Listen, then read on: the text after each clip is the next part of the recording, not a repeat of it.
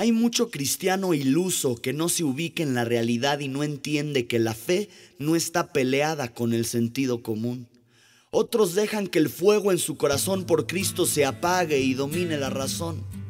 Yo creo que el verdadero cristianismo se vive teniendo la siguiente combinación.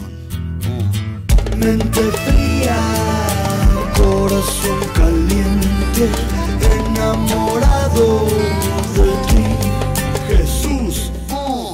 Mente fría, corazón caliente, enamorado de ti, Jesús.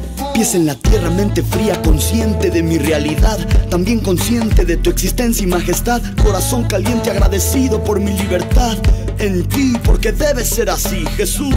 Manténme con la cabeza fría para no enojar, el corazón caliente para poder perdonar, como lo hiciste tú primero. Aunque te soy sincero, hay veces que lo invierto. La cabeza me hierve de coraje cual desierto, y enfrío el corazón pa' que no sienta, y juntos confabulen en tu contra para pecar, en mi contra al cosechar. Cuento que tiene que acabar, así que por favor regúlame, manténmela. Mente fría, corazón caliente, enamorado de ti, Jesús. Mente fría, corazón caliente, enamorado de ti, Jesús.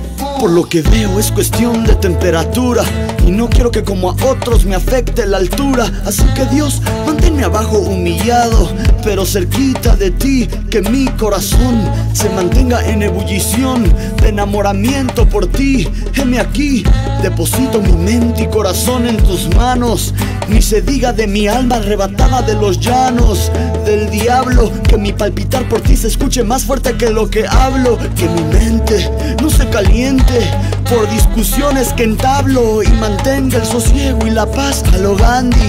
Aquí les va mi modus operandi.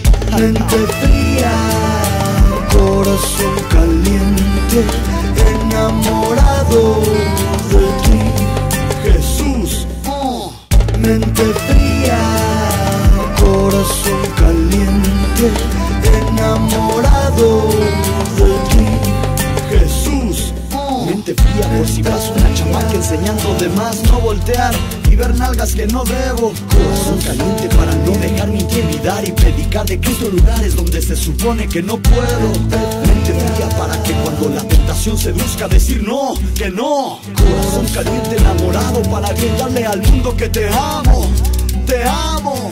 Mente fría, corazón caliente, enamorado de ti, Jesús.